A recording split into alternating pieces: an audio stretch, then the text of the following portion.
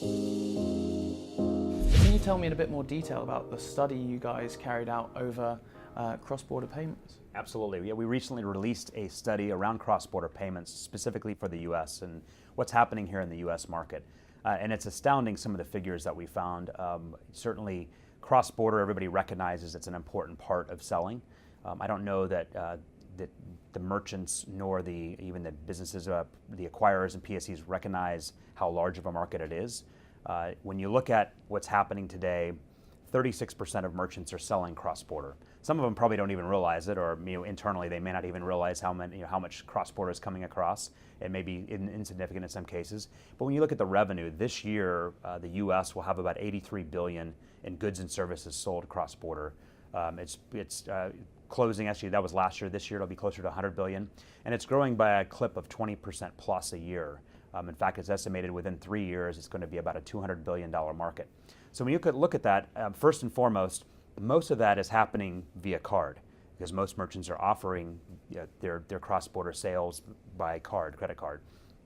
As merchants begin to recognize the need for local payment schemes within those nations, countries, regions that they're selling in, that's going to help them to have a significant leg up in capturing that revenue. Some of the stats that we show is when a consumer in another country goes online, and much like us, right? If you're shopping online and you don't see the payment method that you prefer to use, oftentimes, if you like to use Amex to shop and you don't see Amex available, you may decide you don't want to buy from that particular merchant. Well, the same thing happens in other countries. If their particular payment method is not available, we show a abandonment for that shopping cart 50% of the time when it's not offered. So that's really significant for merchants to consider, and for PSPs and acquirers here in the U.S. to help in educating their merchants on what the global marketplace looks like.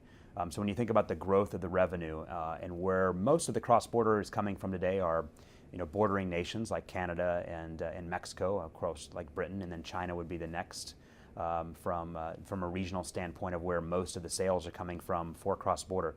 So the U.S. really hasn't even taken advantage of the largest markets from a growth standpoint in Asia and even further down in LATAM and in Europe, which is very, when you look at APMs and what's happening in the European market, it's a very mature market.